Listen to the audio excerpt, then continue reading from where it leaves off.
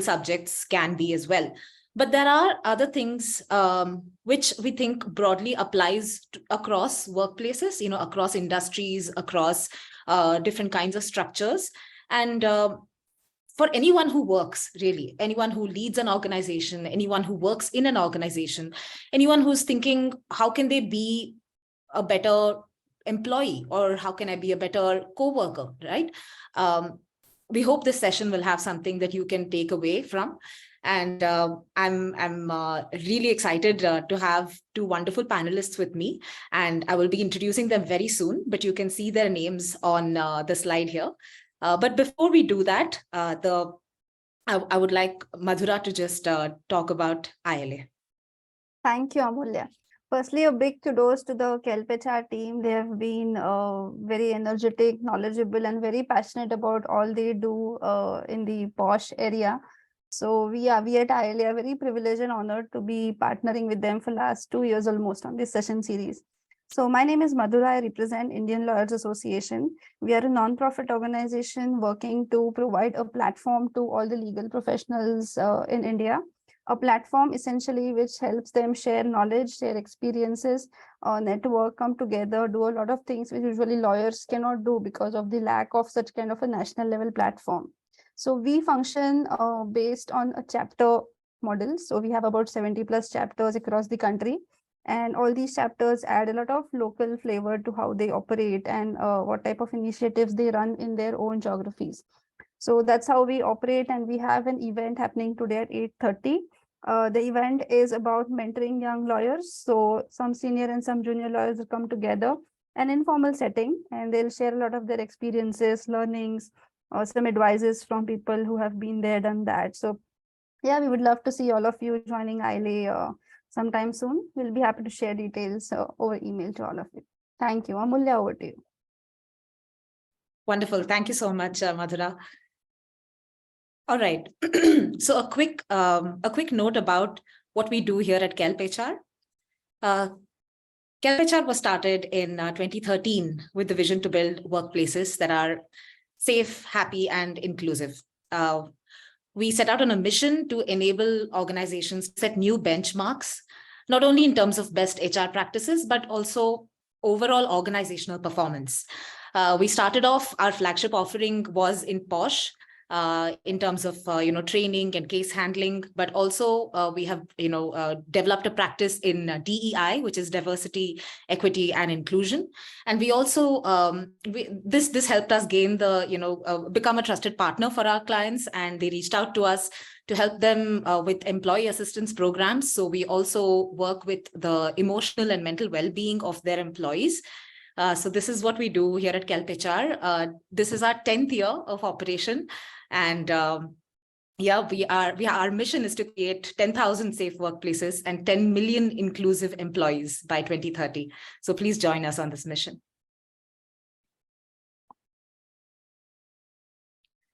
And as I mentioned, we have two wonderful panelists here today. I'm really so excited and grateful that they're joining us. To start, we have Tony Francis. Tony is a seasoned professional in the Indian media industry, and he's also a novelist and a media and broadcasting expert. Currently, he is the senior leader for learning and development at Group M, which is WPP's media investment company. Tony is recognized for his expertise in developing a culture of continuous learning and growth within the organization, driving transformation at scale. Tony has held various leadership positions in the media industry.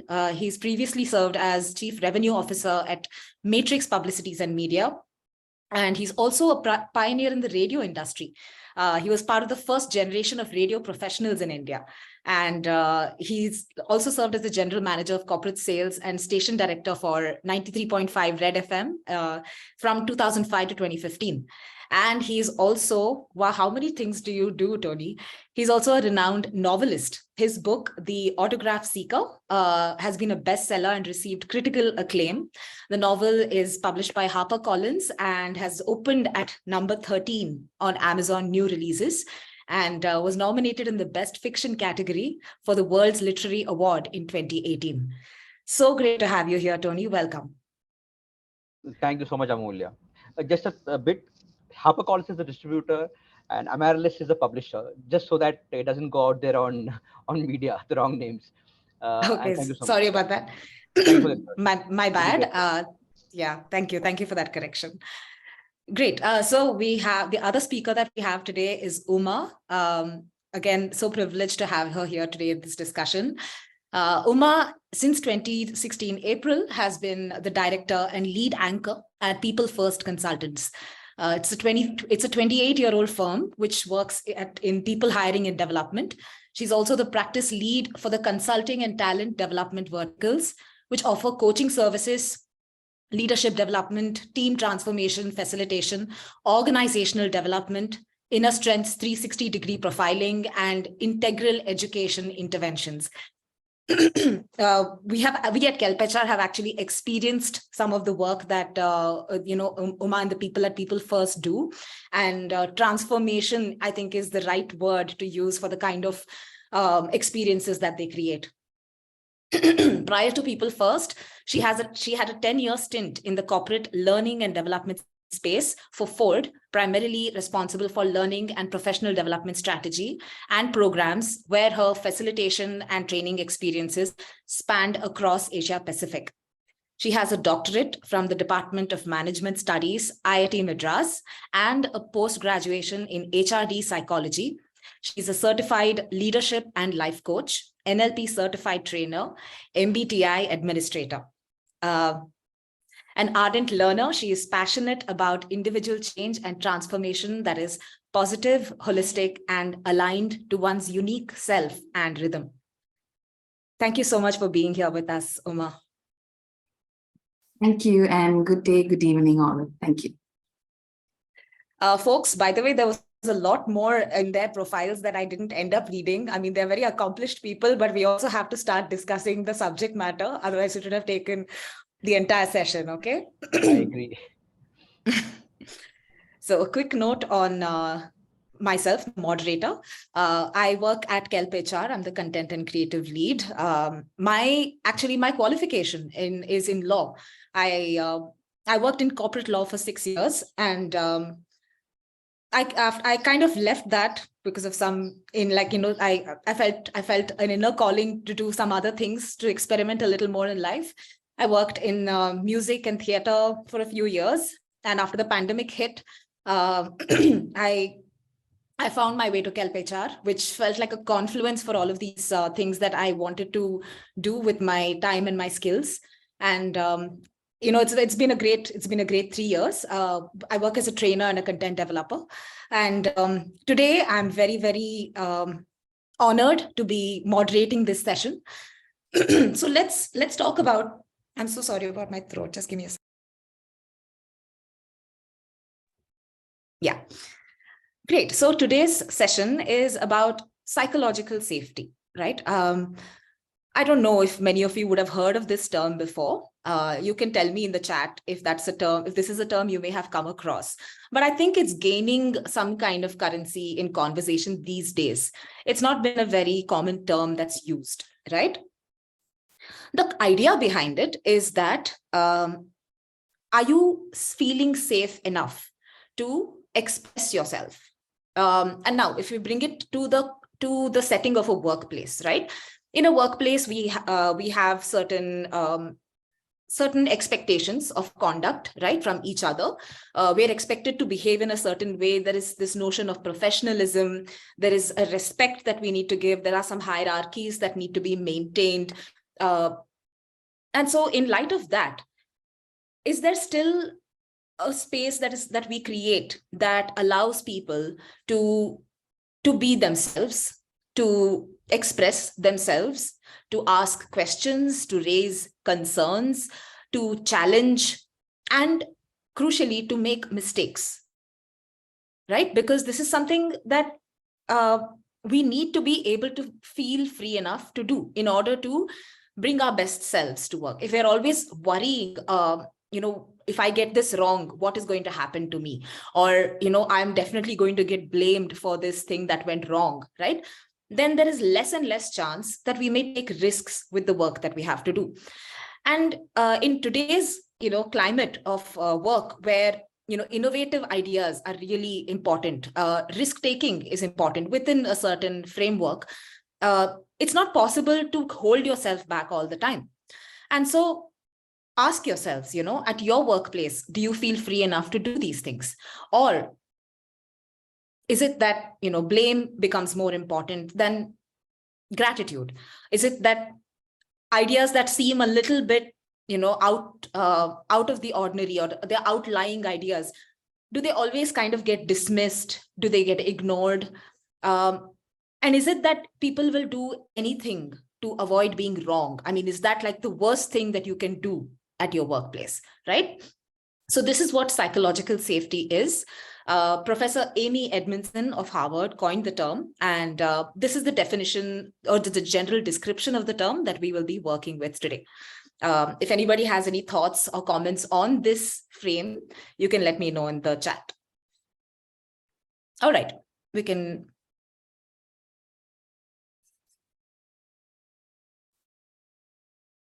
Yeah. So another thing is that why are we talking about it, right? I mean, yes, this is psychological safety. Yeah, Deepa, we can go to the next slide. Why are we talking about it? What is really at stake here? Let's think about certain environments where, it could be make or break, right? I read that in flight MH370, anybody remembers flight MH370, in which, the Malaysian Airlines flight just disappeared off the radar in 2014. I think many of us remember reading about it and just, being completely surprised. It is said that the co-pilot of that plane actually knew that the pilot was making a mistake. But because of their training, because of the way they are speaking out is not really encouraged, or challenging your senior is not really encouraged. Apparently, he didn't speak up, and we know then what happened, right? Over 200 passengers and crew members were completely lost to humanity, and even their bodies were never recovered. Neither was the plane itself. Another more general example we can talk about, right?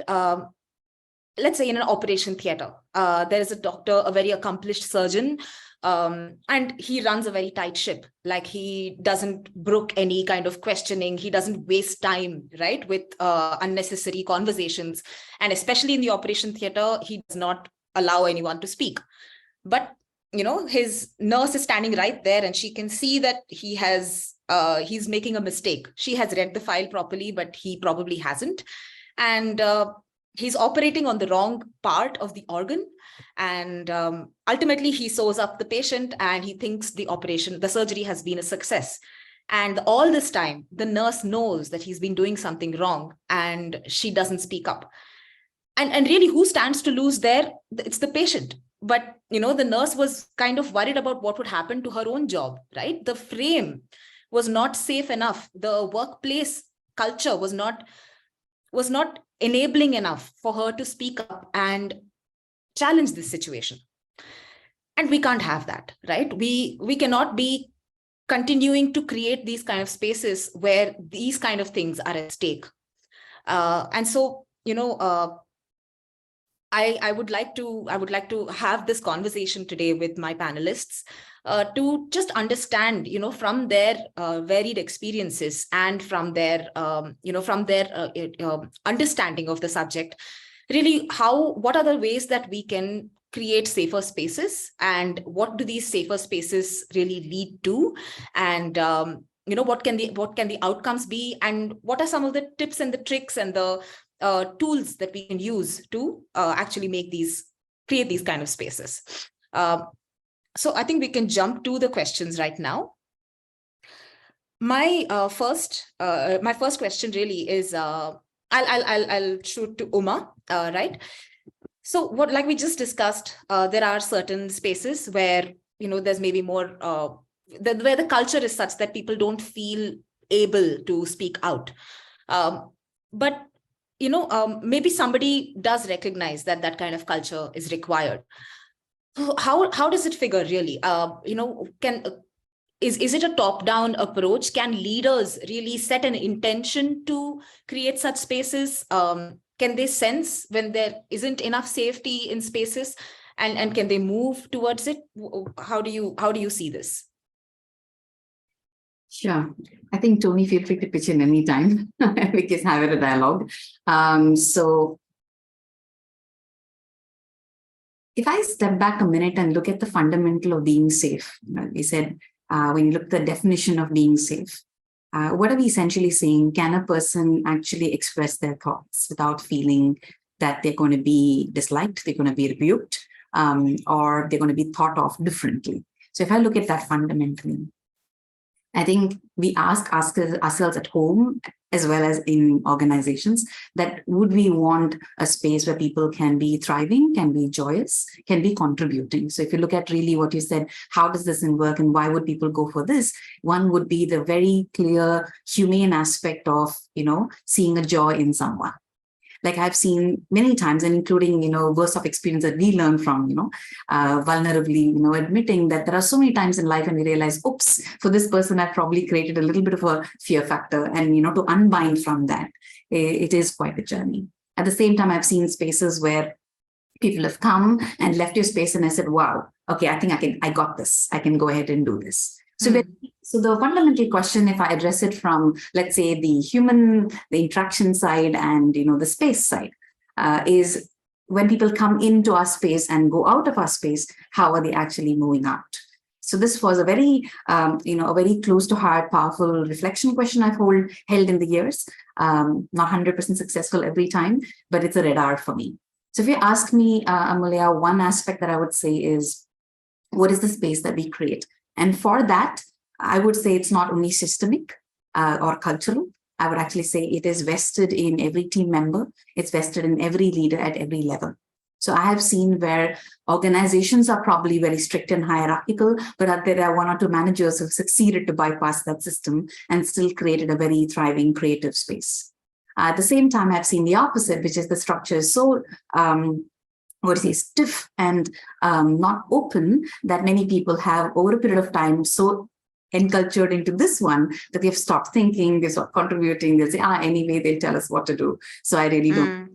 So I've seen both spaces. So I would say that one, we address it at an individual level because there's a spirit to everybody.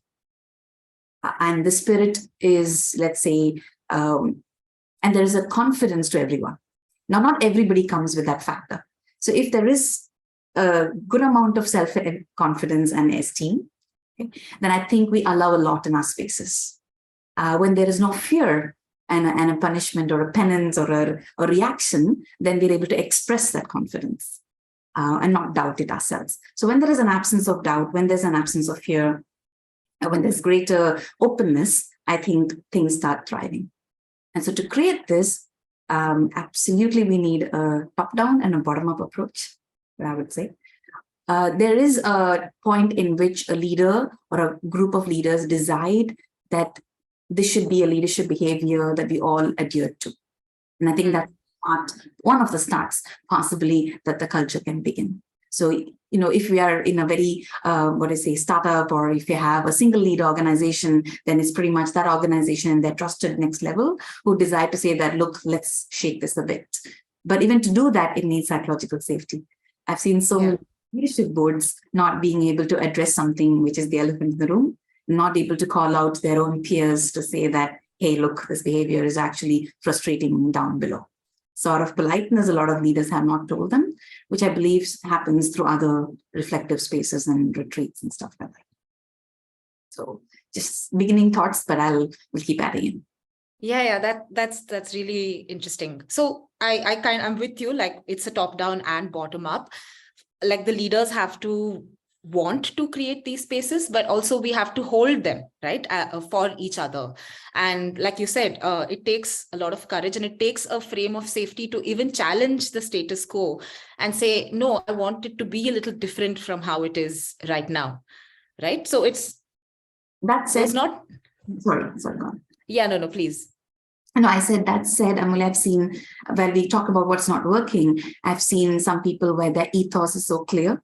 They say that we are a creative space, we're a happy space, or we want people to be happy and leave, and we want to be transformative. So where organizations successfully, being able to bring culture and ethos into their everyday leadership behaviors, I have seen that even if one or two people are that, the system will kind of pull them away. So I have seen that where there is a critical mass of people holding the culture ethos, being able to hold a certain positivity, and that, in like a critical mass theory, it reaches which even the others will be, have to comply in the positive side.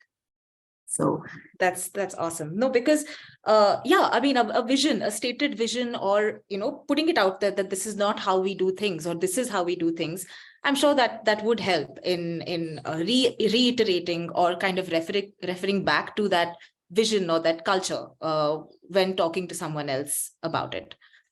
It also gives to call it out, I guess. If you didn't, it's personal. Like I, as a leader, have to call out to my peer. But if it's an ethos, then I can say, look, these are all leadership behaviors. It's easier to call out and say, look, we all stand for this. So sometimes it does help give a common language. Yeah. Great.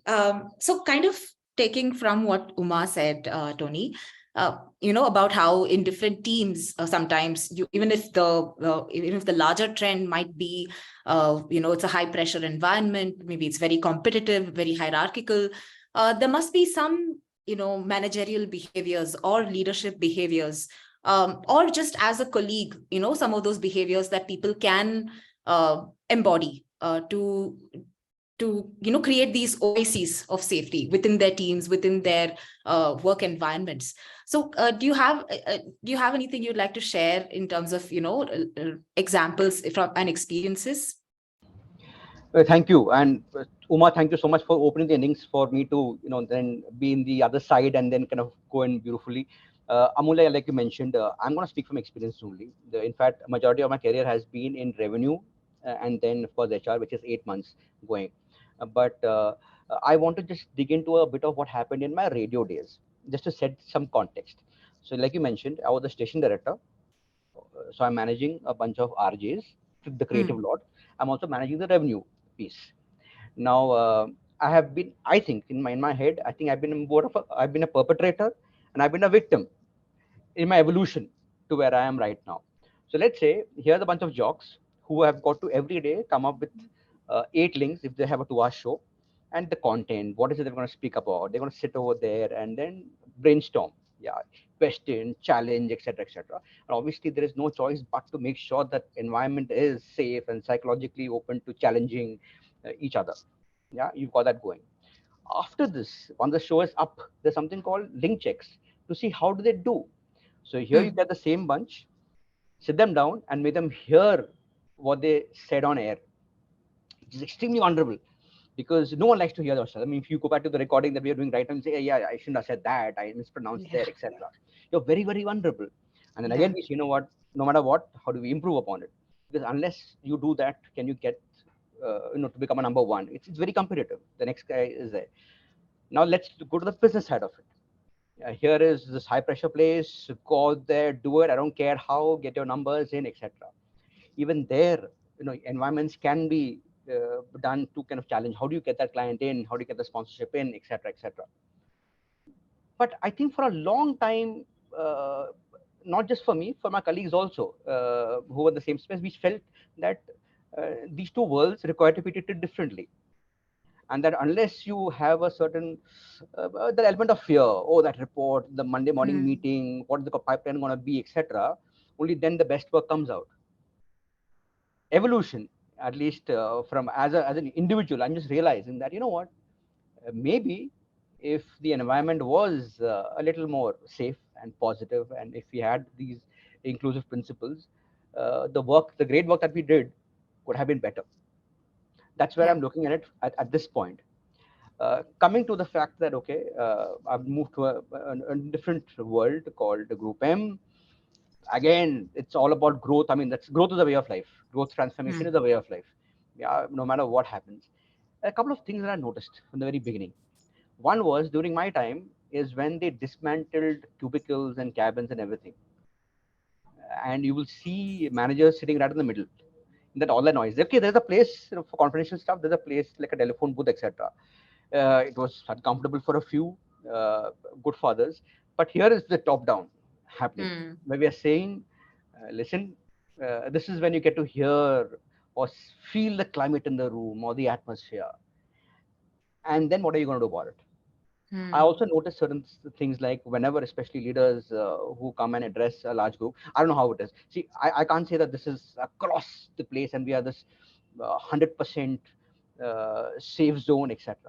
But majority of it is, I believe, true, and there would be pockets for that. But I see certain patterns where something which is vulnerable is put out there. It is not just okay, I'm open to questions right now, and then you speak 60% of the time. No, there is that. I see that being demonstrated consistently.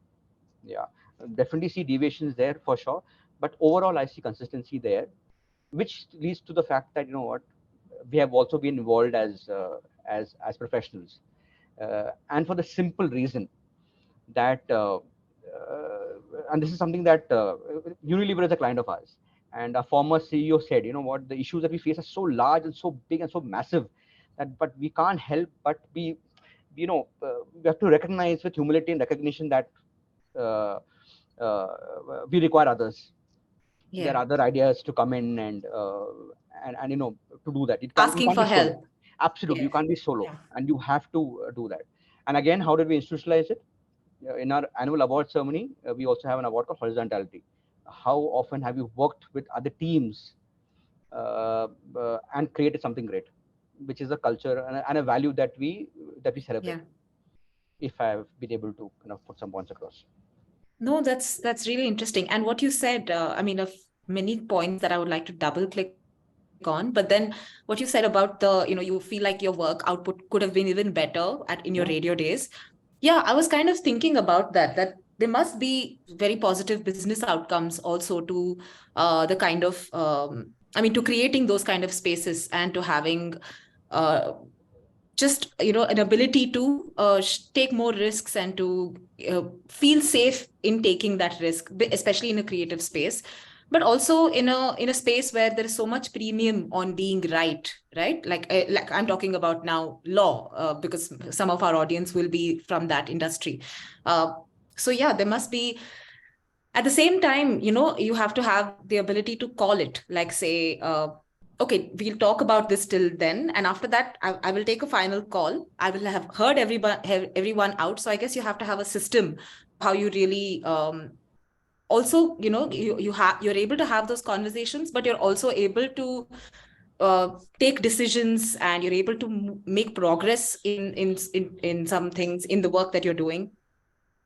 Okay, so I just like to share here that in the work that we do at KelpHR, we do a lot of trainings in PoSH, right, which is about prevention of sexual harassment at the workplace. So for PoSH, actually, there is a specific law that's come out, and even the law provides that there is something called a right against retaliation. And the reason that this right is there, and this is that's a language, it's a verbiage that finds its way into the policies as well, into the PoSH policies of the organizations. And the reason that it's there is because there has always been such a notion that speaking out about something like sexual harassment, especially against another colleague, or God forbid somebody who's very good at their work, or a very, very important senior position in the organization, you will face a cost, right? You speaking out about it is such a it's a death knell for your career, and there's no coming out of it. And not only that, you will also have ruined someone else's life. So there are all these things that play in a victim's mind or in a complainant's mind when they are considering whether to file a complaint or not. And so, there is this language that says that in the committee that is responsible for investigating into these complaints, that can also look into whether there has been retaliation. They can look into whether a person has reacted or wanted to take revenge because there's been a complaint against them. And this could be, in terms of denying them work opportunities. It could be in terms of socially, putting them out of the WhatsApp group, just leaving them out of conversations. there are many ways in which this retaliation can manifest. And yes, it is there in the policies, but we find that it takes a long time to get that fear out of people, because it's so ingrained, right? And you need to see it happening in front. You need to see it to believe it. You need to feel that trust. So often we tell our clients that don't always think it's a good thing if there are no complaints. I mean, it might be because of another reason, which is that there isn't enough trust in the system or in the committee, right? So you need to ask questions. You need to understand whether people know that this redressal mechanism exists, and even then there are no complaints. So there have to be some organizational level initiatives, first of all, to measure how safe are people feeling, and then also to have these, to sort of have ideas and initiatives to help people feel that change, or to help people change how they're feeling about, from unsafe to safe. So this is kind of to both of you, in your experiences, really, what are these ways that we can really measure how people are feeling, or assess, it at a team level maybe, or at an organizational level?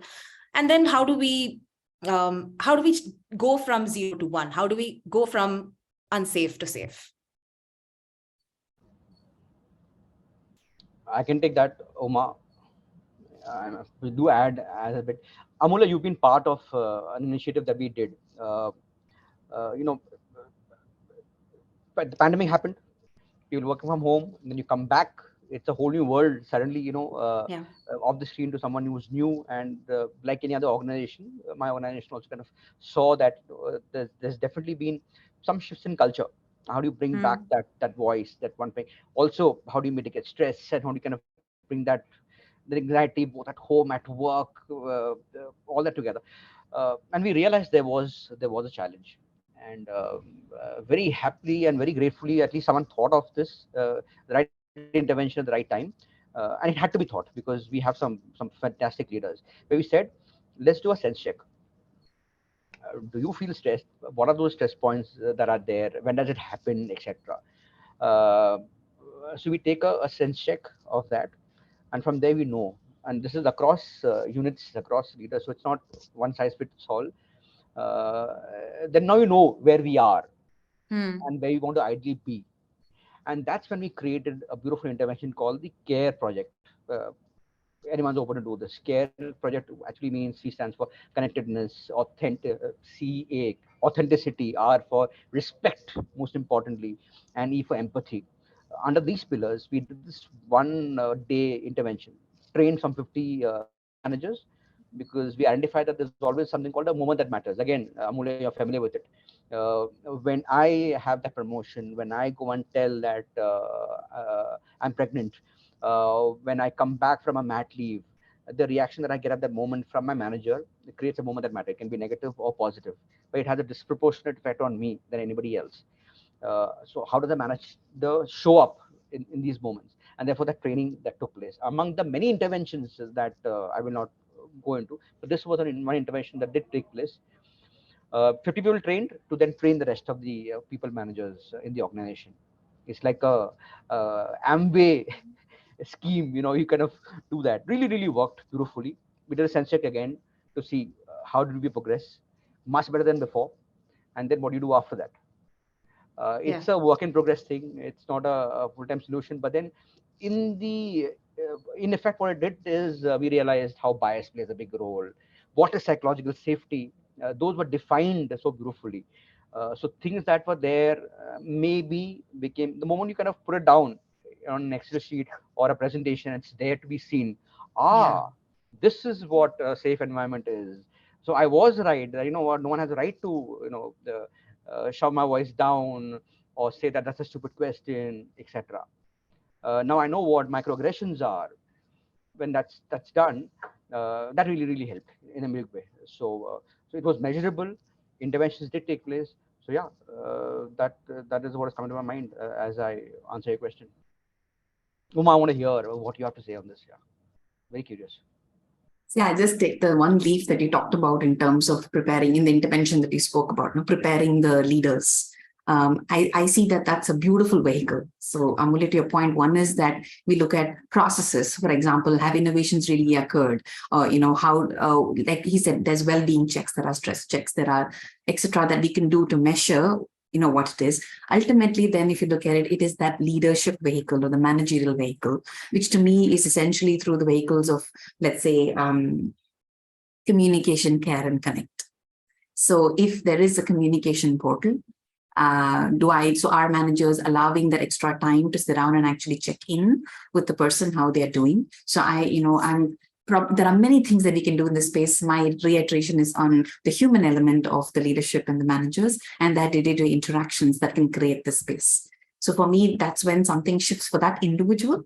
It's like the story of the, what's it called? The starfishes and the ocean, if you'll be following them. So people generally say it matters to this fish and puts it back, even though there are thousands of fishes around.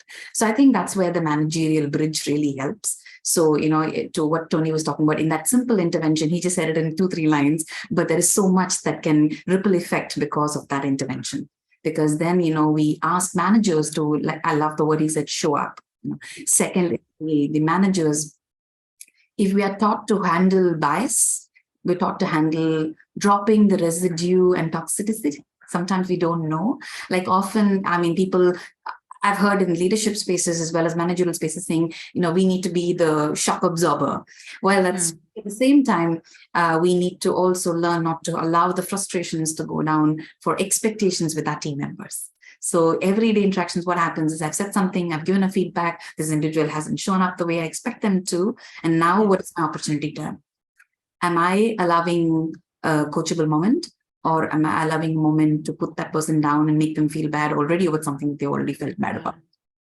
So it's that moment-to-moment choices that I believe becomes the spirit of these processes, the spirit of the policy. So everybody knows that it's going to be a zero tolerance environment. The earlier company that I've been in, it's completely clear. Nobody would do any behavior this way, that way, because it's zero tolerance. And they know they're going to be out of the company, no matter who you are. Okay. So that's a very strong ethos. But at the same time, do people feel it? Do people sit down every day? Is the manager whom I'm talking to is embodying those? And I think that's the biggest, you asked now how to move from unsafe to safe. I think that intervention bridge, allowing managers to not have residues of irritations from past interactions, allowing managers to not be defensive about some of the decisions they take, to be courageous themselves. And therefore, the minute we are doing all of that, then the team will sense it, the team can do it. And in every interactions, slowly it comes. And to your point, it doesn't happen one day. They have to see it as a habit and a pattern. And I think it kind of picks up. So I'm just reiterating these elements, because that's when it lives every day as a spirit. Then the human can thrive. And if the human thrives, then I think, you asked the business impact about this, the positive outcome. So it's growth, it's innovation, as we've already covered a lot here. It's also human thriving. If to managers, we used to say, if somebody looks back and says, hey, I built my career because of what this leader did to me. Like that, the person says, hey, this company gave me so much. How I was 5 years later and earlier, and now I have got so many of this. If a person can tell that, then I think we've set the right standards. Absolutely. I feel like, considering we really give so much of our lives to work, and there is so much scope to create these possibilities and to maximize these possibilities from the relationship that you have with your workplace, with the leaders at your workplace, and with your colleagues, right? To make it more meaningful and to grow, right? To grow beyond your own imagination. It's great that, even with these words, you're kind of enabling these thought processes. That's really awesome. Actually, I just want to talk about that one thing Tony said, moments that matter. I feel like that was a very, very powerful activity that we did. So the idea behind that was, again, a training space or a facilitation room is supposed to be a safe space, right? You kind of you kind of set these ground rules beforehand, and you tell people that you can talk about things, you can raise your concerns, and we can even simulate those situations, but without those consequences. And we can just talk about it. We can see how it can go from there, right? So Moments That Matter was very powerful to me, because it wasn't just about the good things that can happen to a person.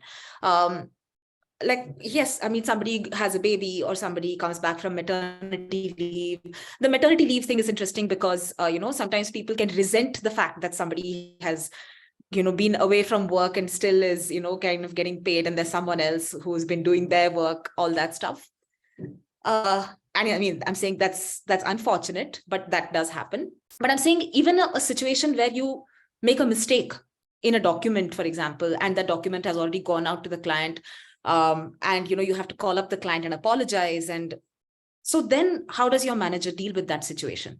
Do they take that, like Uma said, do they take that opportunity to tell you that it's okay, and that, let's figure out how not to, have this situation come up next time, and also let's review our own processes? Or do they take that moment to make you feel bad about it? And do they make you feel like, you're not capable of doing a better job? Right? Even that is a moment that matters. So it's kind of an opportunity for a manager to show up in those situations. Actually, that kind of does talk about where I was going with my next question, which was where, challenging situations, really. Where, conflicts, providing feedback, managing difficult conversations, like how do you create that safety? So like we were talking about is setting those ground rules for a safe space in a facilitation space. But I mean, there are also these situations that may not be in a training space, but you need to create that sense, right? That somebody is where just before an appraisal conversation, or where somebody is trying to share that they're not going to be able to show up to work because of something that they're going through. So these kind of situations, how do you create that safety for that room, for that conversation?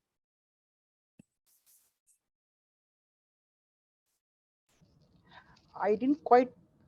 What's coming to my mind right now, I'll just share if I've absorbed your question.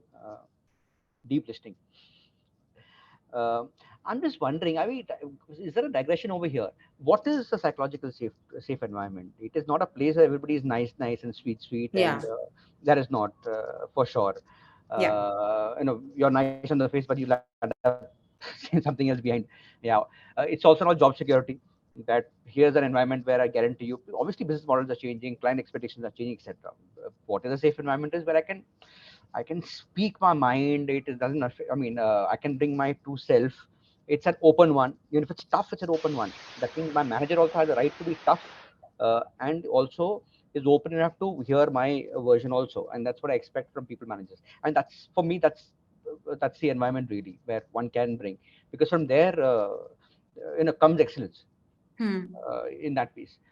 Uh, if I recall, where we're at the times when it gets really, really tough. When there's a repitch, or there's let's say a pitch. A client who was there for a long time is now calling for a pitch. I mean, he's opening up the box. Then you start questioning yourself. Is not the client happy with us? What we do wrong? Where? And it just kind of builds up. The pressure is really on the team that has been servicing the client. Yeah. Or when a new one comes up, or when an EOP happens for the beginning of the year. These are the moments when all this happens. And if EOP is your annual operating plan, how do we plan for the client this year? My apologies. Oh, terrible of me. Yeah, I also hate these jargons: AOP, CCD, AAPP, etc.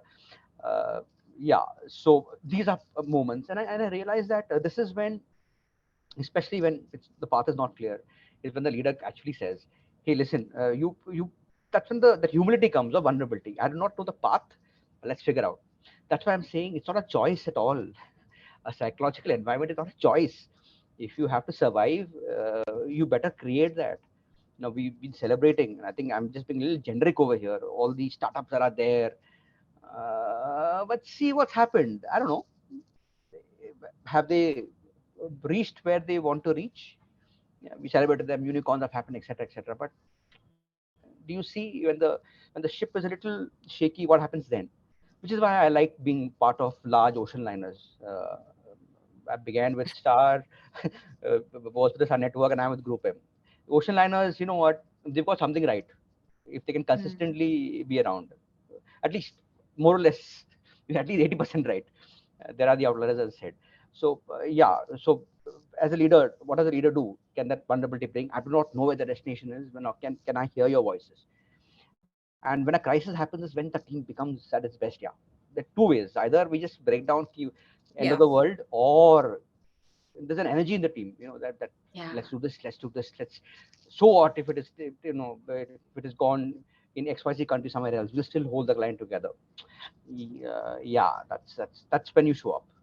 I think I'm using some of your words only, vulnerability and showing that I don't know the answer, but I'm in control. That has to be seen. You have to show your vulnerability, but you have to make it very clear that I'm in control. And people feed off that piece. And be curious what are the solutions coming from the other place. And of course, then be willing to take risks. When finally doing it, it can go either ways, but an informed risk. I loved what you said about, there are two ways it can go. Either they completely fall apart or they really come together. I have seen that, and there is that energy, that it's unmatchable. There is something about it, that moment. Uma, you had anything? I think I just reiterate a couple of things. I think Tony pretty much spoke about, it isn't a choice. It's very true.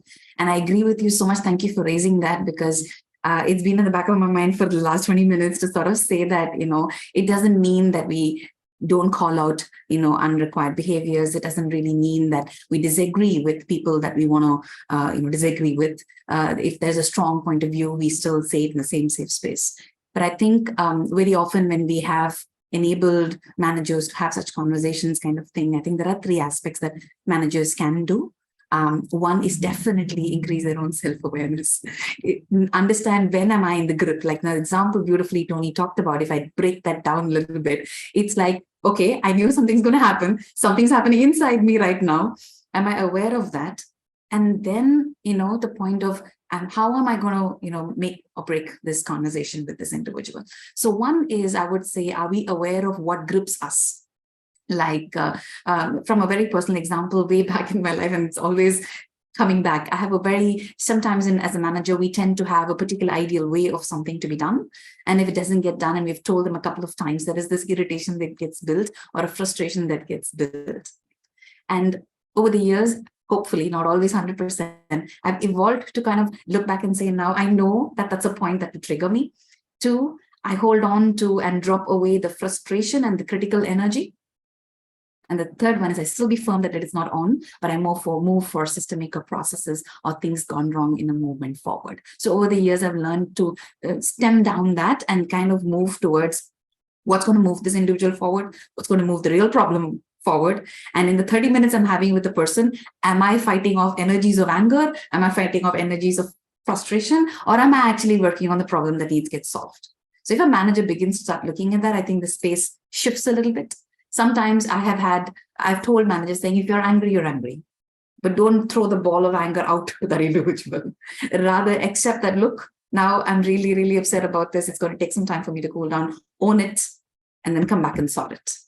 But that's a human side of it. The second one is the individual themselves. I've tried sometimes with the individual, I've used motivation, saying, let's get out of it, it works. For some people, the fact that they did the mistake culturally is so unacceptable for them that they can't come and face and tell. So sometimes that individual's own courage and esteem is what your role is. And if you handle it once with them, chances are they'll come back and tell you again. So I think that I'm saying that the conversation opens up when that respect and what you're looking for in the conversation. If I'm looking up to bash someone, then that's what's going to happen. But if I can control it, if I can hold the real outcome of the problem in hand, if I can do that in minus criticality, like the bundle of energy of criticality, I think then we can progress. And it comes with the responsibility on the other side also to show up truthfully in that conversation and to be a little vulnerable, right? Like suppose someone has to receive that feedback, they show up and they are ready to have that conversation. It takes a bit of, two to play that that game kind of thing in that moment. Yes, and they may not be ready. And if you're frustrated because they're not ready, then that's something for us. So I have been trying to alter a conversation for over 1 year, and I finally realized that's who the person is. I'm not going to be. Right. So then we work other ways. We work through systems, processes, checklists, and other ways to ensure that that doesn't happen. But if I held it against the person in my mind, then I've lost the person. Fascinating. Okay, so I'd love to open it up to some audience questions as well. I think we've had a great conversation, and I really, really appreciate both of your inputs. And I feel like I've learned a lot.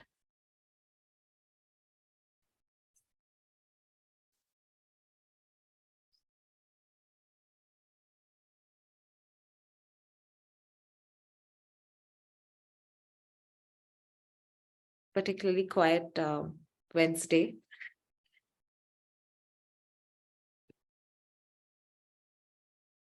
So I guess while we wait for questions, which I'm waiting for, everybody, please do share. I think, Uma, in the end, you mentioned we use other systemic things, right? Checklists, processes. Can you just elaborate on that just for a couple of minutes? Maybe just for want of time, I'll just take a very small example. So let's say a person struggles with attention to detail. And not that they want to make an error in something, but there is an attention to detail challenge, if you will.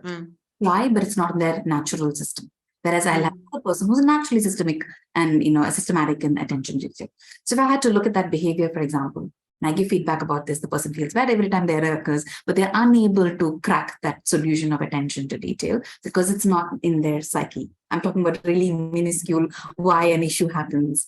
So in a larger system, there'll be another colleague who might check it, or there might be somebody else to check it. No, let's say all of those systems are not there, and this individual needs to perform that. Then the other an attention point, because 2-3 times that conversation has come up, the manager's not happy. I've myself tried, but I've not succeeded in this behavior. Now I'm going to go back again and give a report, and I don't know what's going to happen there. So there's this energy of a little bit of anxiety every time the person would come in with, for example. And then I realized, okay, naturally this person want to come with attention to detail. So we gave them a couple of process checklists of who else will check along with this if it's possible. Second, we enabled like a reviewer checker system from a system perspective. So the person feels like, okay, the burden is not only on me.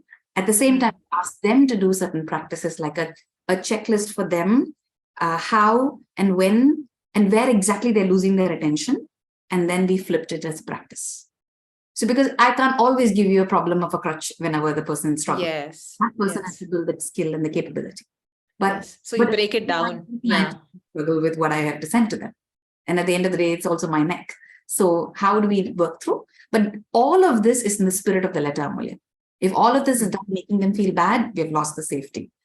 All of them is making them feel motivational or progressive. And if once they succeed in that, their own fact that I can actually crack something that's not possible that I thought in my life. Do it. Fantastic. Same thing with managers who work with getting angry quickly.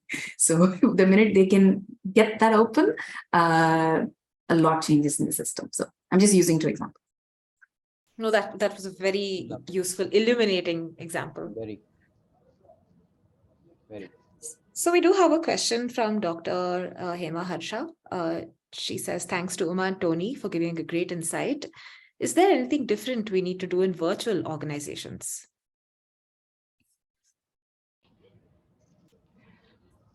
Thoughts for a meeting, Tony? Again, what's coming to my mind, I just try to react to the first thing that comes to my mind when I hear that is for virtual organization, I understand as everyone's working from home. There's no physical office as such. I think the greatest gift that anybody can give in a virtual organization is ask a question. Ask a question and pause and hear the answer.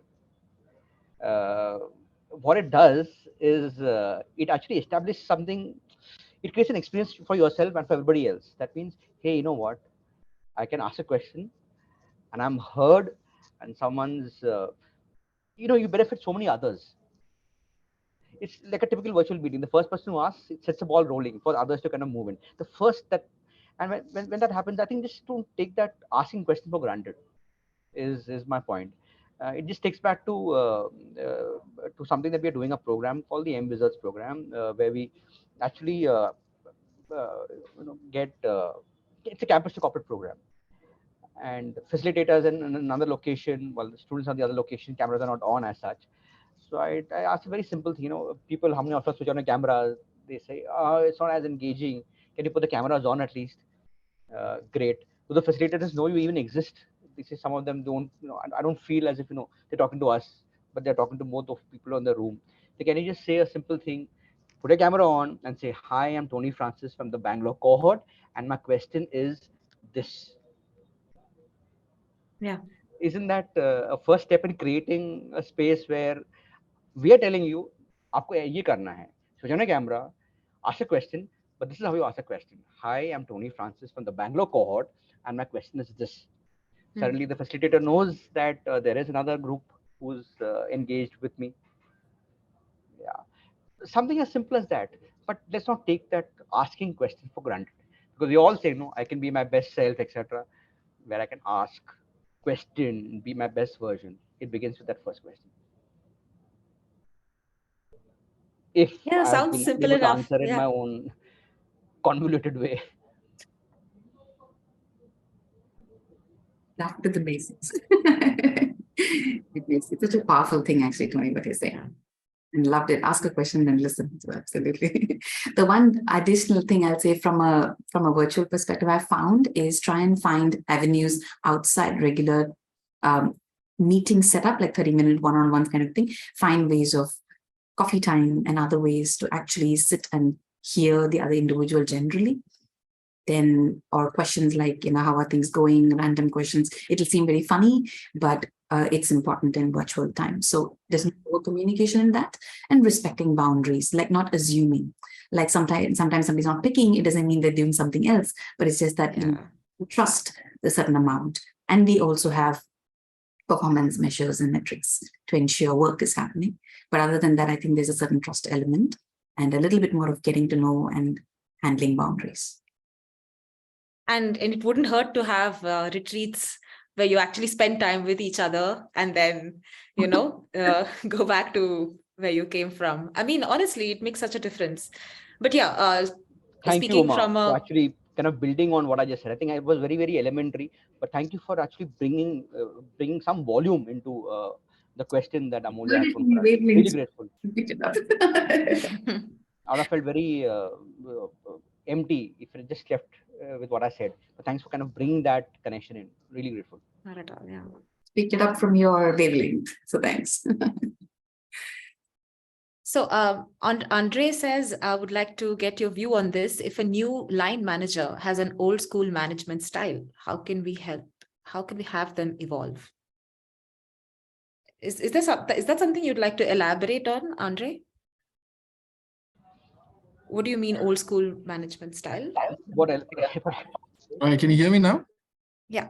Awesome. So let's assume, in a scenario, you have a new line manager who has, typical old school way of doing things, more like a headmaster or, of managing a group of individuals. Like you have a task, you have certain deadlines, but, there's no breathing room in order to, have the team equip or, move into the same pace.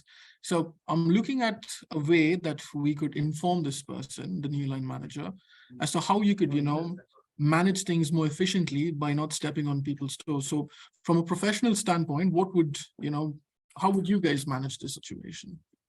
Or do you guys have any feedback around that we could implement? Very interesting. Thank you. All right. Since you're a tough one, in fact, the majority of us would be facing that. That's a reality. The evolved companies are the ones who are bringing the safety, and a lot of us are from old school. It takes courage, yeah. It takes absolute courage to, what, I'm not comfortable. So I don't think you're hearing me. There's a way of saying it, but say it consistently till the person picks up those cues, because the old school way of life is not sustainable, really. It's not sustainable, and therefore have the courage to actually speak up. That's the first thing that comes through. Speak up to the manager. If you have a robust human resources department, take that even further. It's again how you present it. Uh, Here's a person with enough things that really work for us, but there are things which could be better. And what I really face is the fact that I can't come through. Take it up there, but start with the person himself, and then maybe the next one. But as I said, it takes courage. And do you have that in you is something you would know. But yeah, it's not too difficult either. And again and again and again till you come through. But from a space of hope, not कि इसका कुछ होने वाला नहीं है. Oh, I'm so sorry. Nothing will happen. It's a given up case. That should not be the attitude in your head, at least. From attitude, you know what? If I do say this, there could be some benefits. It might not come across overtly in the moment. So thank you so much. Now my eyes are open, but I believe it will have an impact somewhere, and you can see it. Is what I have to say. So I don't know how much time we have, but I agree with Tony. It's one is having those conversations and expressing it. I can't but avoid my L&D hat here. So Andre, if this is about a line manager new, and if this is like a systemic thing, not that you're their team member, for example, then one of the best ways that I've seen, because I believe new line managers are one, without breaking their earlier capability, they are actually wanting to understand how to be a good manager. And that's a very beautiful space to one, introduce them to what are the other ways of management that they can do. They can observe other leaders that who are having a different management style, and slowly something will open up that they can try something else differently. This I have seen works in some spaces. Giving them opportunities to experiment with different styles is one way of getting the manager to open up, other than the direct approach that Tony was talking about, where let's say I'm a team member or I'm a peer and I want to, give this feedback to the line manager. So one he's talked about is courage. The next one is the quality of relationship that you hold with that person. Like I've had some team members to say, how do I tell my boss this? And I have found that two ways. One is you can tell if you have a good relationship. Second one is we don't have a good relationship, but keep working on it first. And the third one is, sometimes in some lessons, you're not the person to send that message. Then it has to go through someone else. So I think, it's a bit unspecific, Andre, but let us know if there's anything particularly. And most importantly, you know the situation best. And like Uma mentioned, self-awareness. I thought there's a lot of value in that. Aware of the situation, aware of yourself, what are you going through, and how you assessing the situation. If you get all that right, you'll get your solutions for sure. I've had leaders who I don't know what old school here means, but let's say old school management style, but they're very authentic about it, but they don't harm the system or adhere anything or challenge anything. In that case, they are quite okay in that sense. But sometimes their old management, like I found sometimes the managers struggle with the new pace, or let's say there's a new business or there's a happening. Some of the old school management people have to, and it's also positive change that they all have to show up more progressive, more open, more quick. Like sometimes the old school managers sometimes tend to take it in a particular culture and way. And so it's not just about old and school, it's about change. And I think today, not only team members, even managers and leaders are actually, there's a tall ask for them to change a lot. They can't survive with just the earlier behaviors. Yeah, that definitely. resonates with me. Yep. That really resonates with me. So Andre says, thanks a lot. Thank you. Great question. A lot of thought starters. I still feel there's some seed there, Andre, so let us know. Okay, I'm not sure it directly hit you at that point, but yeah. So I think we've had a really wonderful conversation. I think I would like to close with a comment that Richa has posted. She says, it is a very unique topic to discuss. There's a lot to take in, so no questions as of now. I'm glad that we are talking about such topics at the org level, right? Until now, mental and psychological well-being was something which was a personal problem and not the organization's problem. And the most common comment we used to hear was, you're overreacting. So thank you, KelpHR, Uma and Tony, for such an interactive and thoughtful session. Well, thank you, everyone. A big thank you to our moderator, Amoolya, and my partner in crime, the Batman, I'm Robin, Uma, and everyone else who's joined. Really, really grateful. Thank you. Yes, I can't say anything after that, Tony. So, but Amoolya and KelpHR, thank you for bringing this space. I think every drop will add to the solution in the collective. So I think when more and more people start talking about this can become a norm way. I believe it's there in the spirit of India, and otherwise also. But I think it is there in the human spirit. So it just needs its expression. So thank you very much for the opportunity to share. Thank you. Thank you for your time. And yeah, it was completely our privilege, our joy to have this space. Thank you. Thank you both. And thank you all, everyone who attended. We really hope you had a good time listening and you have something to take away from this session. Please do continue staying in touch with us, and let's sign off for today. Thank you, ILA. Thank you, Kel. Bye, everyone. Goodbye.